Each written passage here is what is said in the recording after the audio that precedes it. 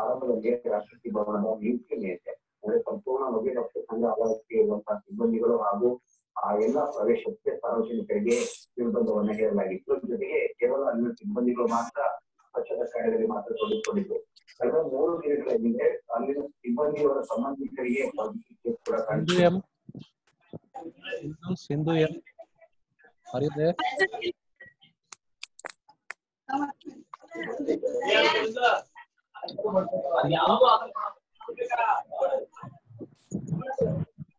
Sindhu, are you there? Yes, sir. Okay, I can hear the TV voice, TV volume in this.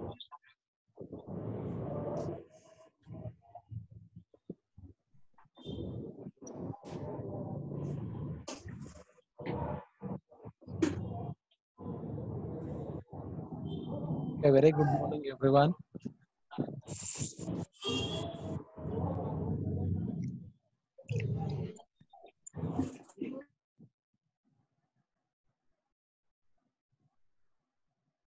Okay, now we will start with the last chapter in the module 4, that is classes and the methods. In the previous class, we have discussed classes and the functions. Classes and the functions, and I have clearly said that what is the main difference between the function and the method. I'll just recall about that once again. The functions, it is nothing but it is not bind to the a class. It is not bind to the class.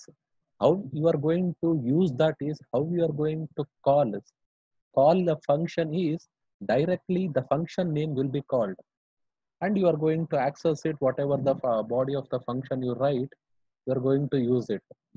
That is what the function. There is no reference, there is no binding with the class. That is called as a function. But now here it is the classes and the methods. The method is nothing but which is binding to the a particular class. It's a function. Once again, the method is a function, and also it starts with the DEF, everything it is same. But what is the main difference is, if you want to call that, you have to call with the object of that particular class. The method is a function that is associated with a particular class. That is the main difference. Invoking the function, it is different. Invoking a method is different. Calling a function is directly function name. Invoking the method is object name dot function name. That is the first main difference. And we know the Python is an object-oriented programming language. How you can say that it is an object-oriented programming language? It is just by seeing these classes and objects, you can say it is an object-oriented programming language. But whether it is a pure object-oriented programming language, no. You cannot say it is a pure object-oriented programming language, because without the class and objects, you can do whatever you want in the Python. Any operations, any arithmetic, any operations, you can file processing, everything you can do without the classes and objects. If you can do without the class and objects, you cannot say that the Python is a pure object-oriented language. Which is a pure object-oriented language? That is Java. The Java is a pure object-oriented language, because everything you start with the first line with the class itself. Then only everything you are going to write inside the main function or inside the methods. But in the C++ also it is not pure. Without the classes and objects, you can do your work. In the same way, the Python also, it is not a pure object-oriented programming language, but it is just an object-oriented language which supports some of the features, not all the features, some of the features of the object-oriented programming language. You should remember this, the main thing about the Python. Invoking, and what is this, whether the Python is a pure object-oriented or is not a pure. If you have any doubts, you can raise your hand. Okay, then in this I have already shown this init method. Once again, I'm showing this. Init method is initialization method. How to write this initialization method? Two underscores init, once again two underscores, followed by this operator object, that is self, comma, the class operands, means sorry, the attributes of that class. Why we use this initialization? In order to initialize the attributes of that particular class. This argument, these parameters will be right hand side of the equals. This one, hour, minutes, seconds. The left hand side will be the attributes of that class. Right hand side will be the this parameters. This name and this name should match. This name and attributes, it will match. Yes. And when this function will be called, you are not going to specifically call the class name or the object name dot init. Whenever you create an object of the class, object name equals class name, open and close small braces, semicolon. If you do that itself, automatically this init function will be called. That is the use of this init function. And what is the working of this init function is, it is going to initialize the class attributes. Remember this. And whenever you open the class, the first method you are going to write, or the function you are going to write, is this init. You should write this, because anyway you are going to create the object of that class. There will be attributes in the class. You have to initialize it.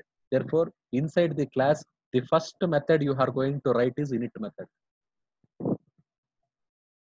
Like this. Whenever you write a class, the first method you are going to write is init. You should not forget this. How many attributes you are going to write? It is based on the requirement. In this time, there are 3 attributes are required: hour, minute, seconds. That is why 3 attributes. You no need to initialize itself. Directly you can pass the values, or you can initialize. Yes, this is the first thing, init. The next thing is, there is one more method called str method. See, the same, underscore str, followed by everything is in the low case, and once again 2 underscore.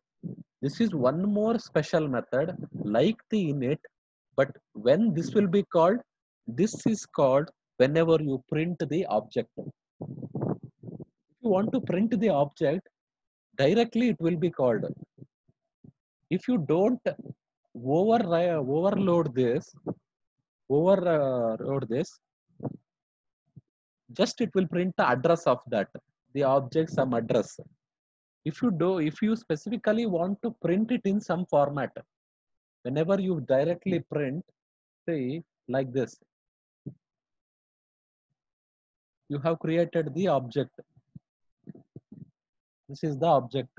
Start equals time of these 3 values: hours, minutes, seconds. You want to print this start. Directly if you enter this start, since here this object is not there, whether this is there, already this, it will not come under already this object is been deleted. That is why the start is not defined. Whenever you create the class, after that when you try to print the object, just if you enter the object name, it will print the address of that. It will print the address of that. Instead of that, if you want to print in some specific format,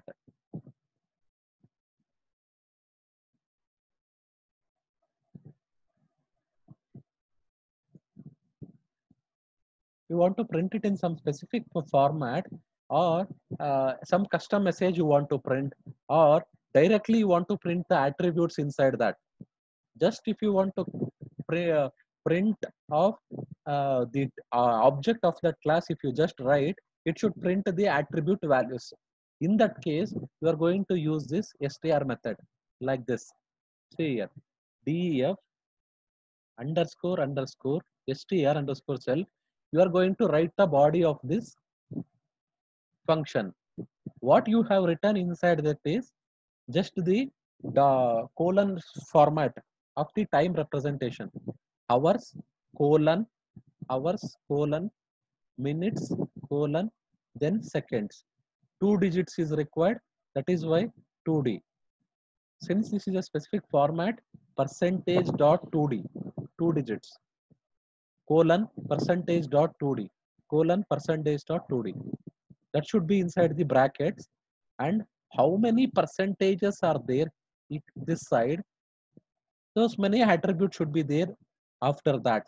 Percentage in the brackets, 3 values. 1, self dot hours, self dot minutes, because it will take the current object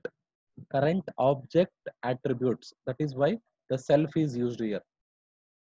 If you write this, whenever you print like this, print of any object, you just pass the object, automatically this str will be called, and then it will print inside this. It is not always the attributes you print. You print one message. This object is very bad. This object size is too much. Any custom message you print. Whenever you call like this, it will print, it will return whatever you write here. In this case, in the class, the time class, we are going to print this hours, minutes, and seconds. That is the use of this str. If you have any doubts in this, you can ask now. You can raise your hands about this str and init.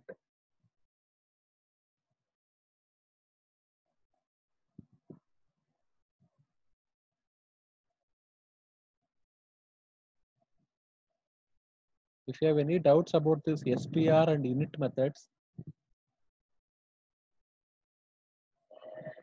you can raise your hand.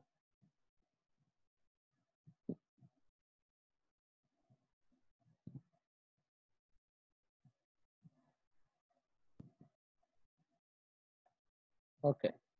If you don't have any doubts, then we'll continue. This method is for, it will represent the string representation of the object. Remember str, you can remember like this. It will represent the string representation of the object. And that is what they are saying. String representation is like this. The object attributes you are printing. That is why we say string representation of the object. Whatever you return here, that will be, it is going to print whenever you call the print of, whenever you give the object of the class. That is the use of this str method. Remember this init method, str method, underscore underscore init. That is the use of this. The next will come to the operator overloading. I think you have seen this in the basics class of the Java. When they discussed the Java, they have discussed about this, I think, operator overloading. What is this operator overloading is? Some operators are there, plus. I'll just call plus. But whatever the function I require, it is not the integer addition. I want the 2 times time object should be added. I'll just pass the 2 time objects that should be added, and it should give another time object. That is the role of this operator overloading. See here, there is a time 9 hours 45 minutes. Another duration time 1 hour 35 minutes. I want to add these two. Not to add, what I'll do is, see, the operator I am going to use is plus start dot duration. If I add, then if I print, I should get 11 hours 5 minutes, 15. 11 hours 15 minutes I should get. How it should get is, this plus should be overloaded. Whenever I call plus, it should call some function. For that, in the Python, they have given you function called add. whenever you call this plus, it will directly call the add. Then whatever you write inside this, here it is a plus. You want to do the addition operation, write the logic for the addition operation inside that, and finally you return the one object, the addition result. The addition result output of those addition you return. That is this plus. Operator overloading is two objects, start plus duration. Two objects you are going to add. You are going to just call the plus operator. You are going to write a function to add these two objects. To add these two objects means what? What should be there inside the objects? Object inside means there will be attributes. Attributes you have to add. Attributes you have to add means, see like this. Seconds self dot time to int. Since you have passed this 9:45, now some logic we have to write to perform the addition operation. What we'll do is, since it is in the time format, convert this into integer format, then add, then once again return this integer into a time format, and then you print. I'll show that it's in the program.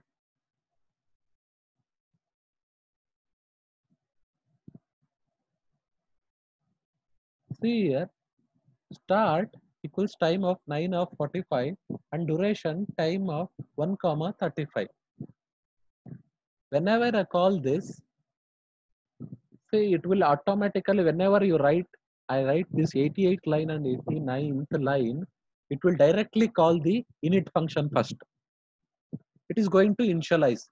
Now the hours will be start dot hour will be 9, start dot minute will be 45, duration dot hour will be 1, duration dot minute will be 35. Whenever I write these two lines, then I'll call this print. See this print of addition I'm doing. Then what is this print should do? The return of this addition, there will be one object. Whenever I print of object I'll call, it should directly call the str method. It will directly call the str method, and I should override the str method. See this, start plus duration.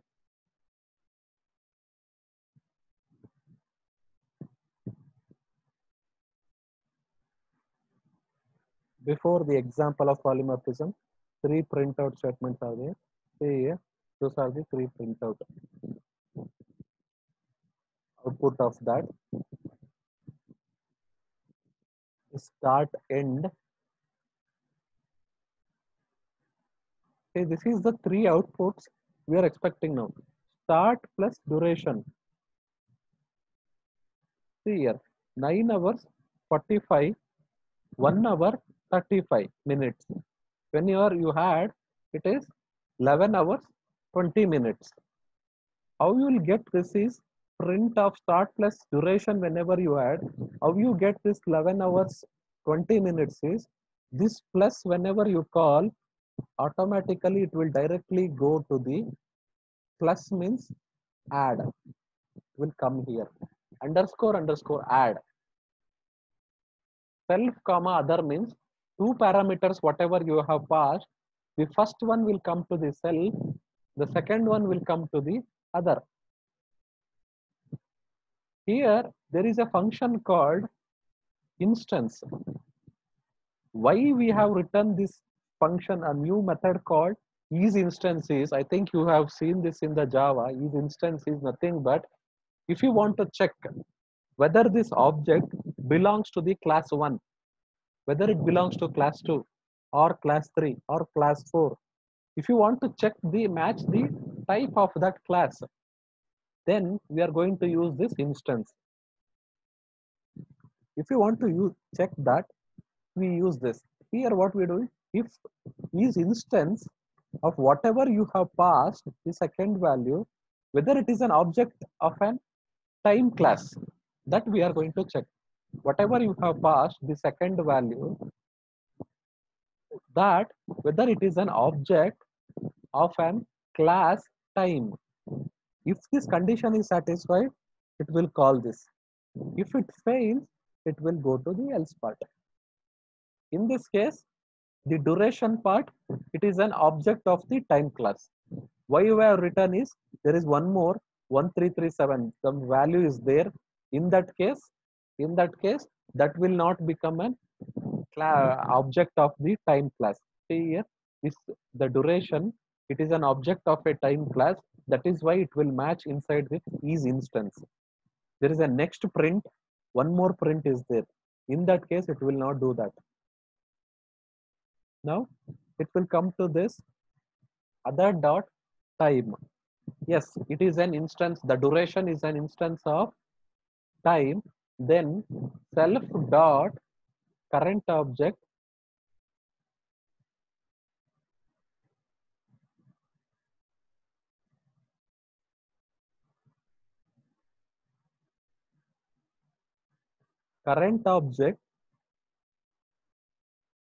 dot, you are going to call this add underscore time. See, there is a function called add underscore method called add underscore time. What will be there in the add underscore time? We are going to check whether it is in the valid format. If it is in the valid format, self dot, whenever you want to add the time, first you should convert this into integer. For that, time to int. I think this function we have already seen in the previous class. Time to integer. Convert finally. If you give hours, minutes, then totally it will return you in terms of seconds. It is nothing but number of hours into 60 into 60. That procedure it is going to do. That is the time to int function. Computes the number of seconds whenever you give the hours and minutes. That is time to int. Once again, integer to times means that the integer will be converted, split into the number of seconds, hours, and minutes. That is the int to time.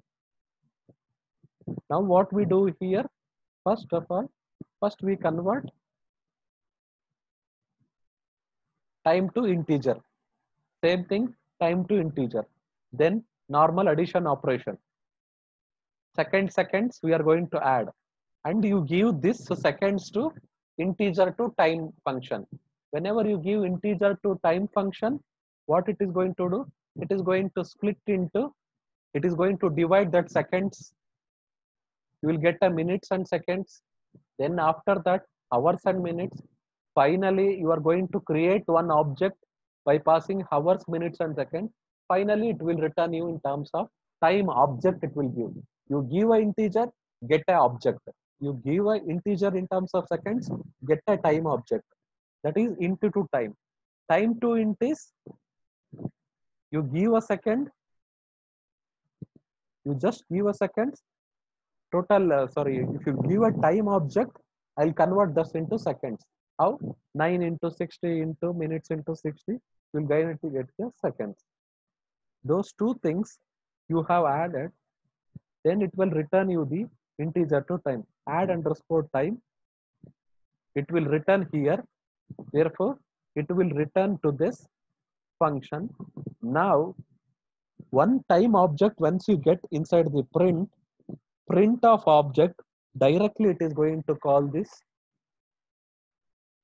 str method. Automatically it will call the str method. Then time representation self dot hour minute seconds. That is why you are getting in this format, colon format.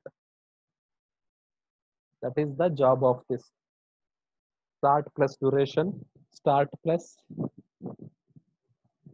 some value, or value plus start. If you have any doubts in this operating overload, you can ask now.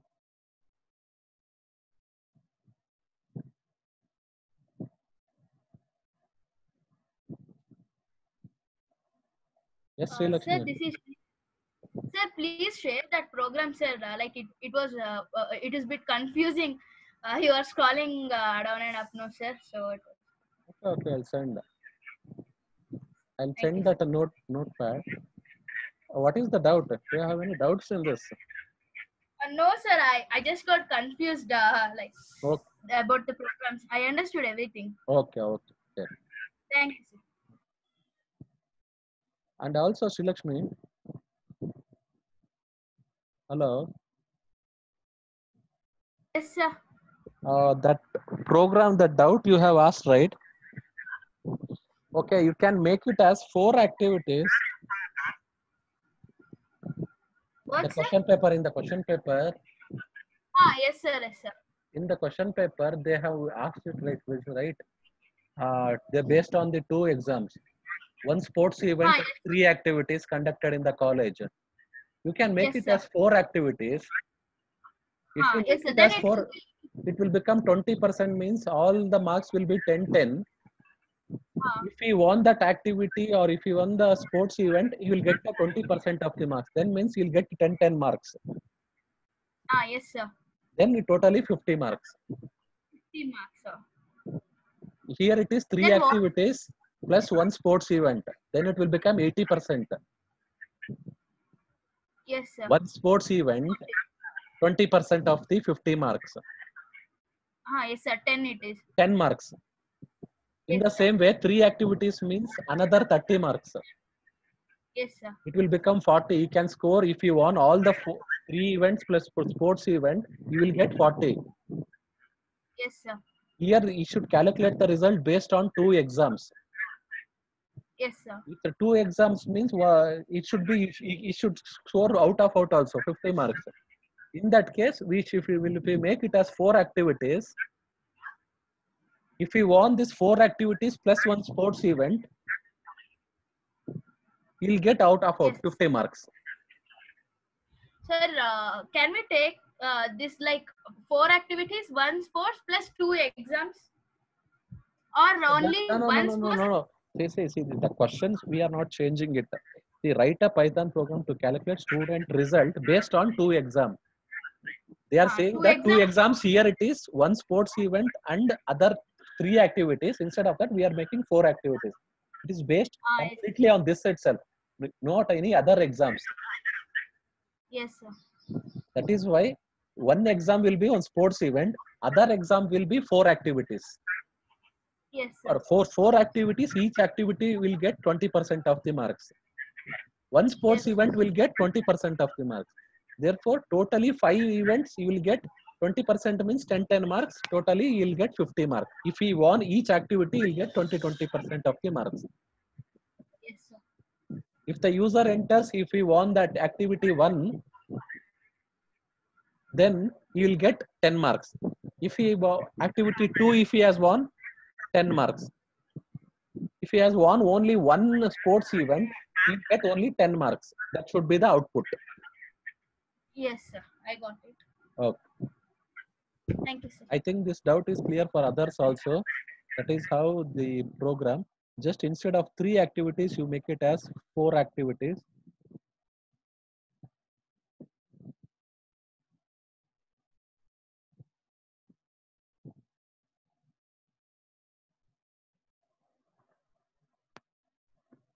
See, for today's class, it is enough. We'll discuss the type-based dispatch polymorphism in the next class. I'll send this program. Please run this program and check. And if you have any doubts, we can discuss that in the next class. I'll send this notepad and also the previous class program also. In the previous class also, I've discussed one time program. Both the programs you can execute and check it. You can send me the message in the chat. Just the USN, then space present.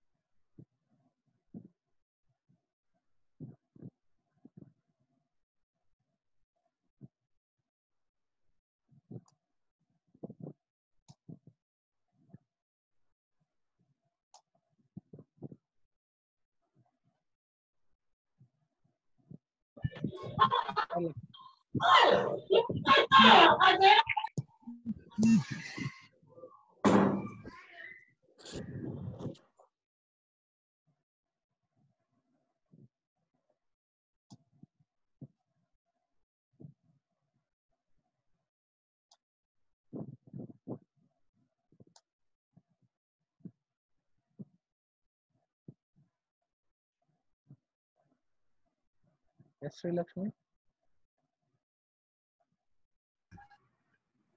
Sri Lakshmi. Yes, sir. Once again, you have raised the hand. Any doubt? No, sir. It was earlier one. I didn't. Sorry, Okay. sir. I didn't lower Okay. my hand. One more 16CS004.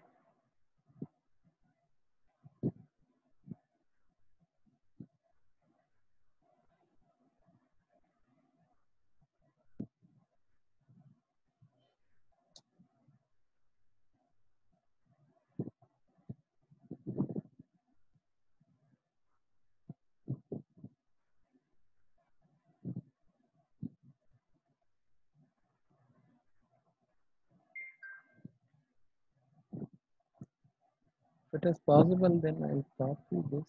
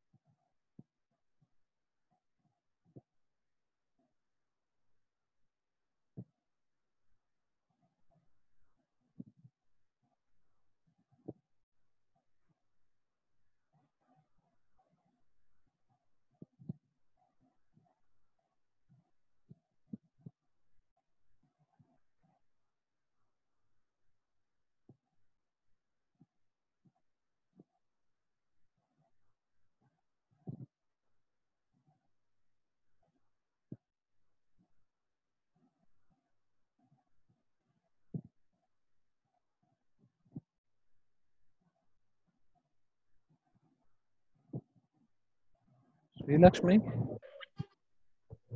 Sri Lakshmi. Yes, sir. That program I have shared here itself in the chat. You can get that. Yes, sir. I got it. You got it right? Yes, sir. Okay. Okay.